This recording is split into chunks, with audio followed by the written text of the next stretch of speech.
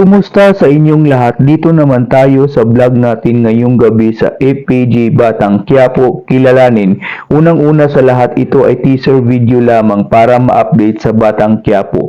Huwag kalimutan i-follow at i-subscribe ang channel. Salamat po. Si Rigor ay pinagtinginan ng mga kapitbahay dito nung umalis na at magtatrabaho na ito. Pati ito si Santino ay naawa na sa nanay niya dahil ito sa nangyayari ay pinag-anuhan na diyan pa rin matutulog yung kapit ng tatay niya. Kaya dito si Rigor ay di magpakali sa trabaho habang kinakausap ito ni Mando ito. Kaya ito ay sabi ni Mando, may problema ka ba pare? Sabi naman ni Rigor, wala akong problema pare. Ay kawawa ito dahil sa mangyayari at nag-usap sila Lena dahil papasok si Lena dahil inang resignation letter. Ngayon ito pati si Tanggol ay parang nagsiselos na kay Bubbles nito sa pangyari dahil darating na yung si Pablo na kung saan ito yung manlilidate sa kanya dahil natalo ito sa pusta. Kaya ito si Pablo ay nagbigay ng bulaklak para kay Bubbles nito. Si Tanggol ay napatingin na lang kay Pablo habang nagbigay ito ng bulaklak ito. Ito ni Don Ramon na si Tanggol yung mag-asikaso sa kliyente nila ito para matuto ito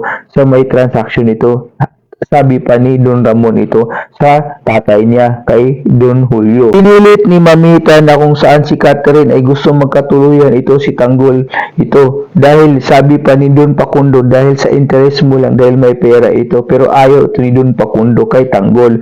Ngayon ito naman si David ay gusto nang umuwi kaso lang meron pa siyang pupuntahan na kliyente kaya ito inagahan ito para makauwi sa bahay nito. Ngayon nung pagtanggap ng bulaklak ito ay naligo muna si Bubbles ito para sa date nila. Ngayon, ito naman si Tess ay dumating yung kaibigan niya, yung nanay ni Enting kasi nakibalita ito kung anong nangyari sa loob ng kulungan dahil nakalaya na si Tanggol. Ngunit sinabi ng nanay ni Tanggol na totoo ba Tess na kung saan si Lena ay nagdala ng babae dito sa bahay niyo. Kaya ito nag-usap silang magkaibigan dito. Kaya dito umalis na lang ito yung nanay ni Enting ito. Ngayon, ito si Catherine ay gusto makipag-usap kay Lola Tinding. Kaso ito si Lola Tinding ayaw na nito makipag-usap dahil sinabihan ito ni Don Pakundo na kung saan may amo kita at isa lang akong katulong dito. Saad pa ni Tinding kay Catherine. Ito si Olga ay pumunta sa bahay ni Tess na kung saan nakipagbalita ito at nakipagchismisan ito sa pangyari dahil gusto ni Beng nito na kung saan is pasabugin yung pamilya ni Tanggol dahil sa pangyari. Ngayon dito habang naliligo si Bubbles ay nagkikwentuhan muna si Tanggol at saka si Pablo dito. At dito habang napalabas na si Bubbles sa pagkatapos ng maligo ay napatingin ito si Tanggol kay Bubbles ito.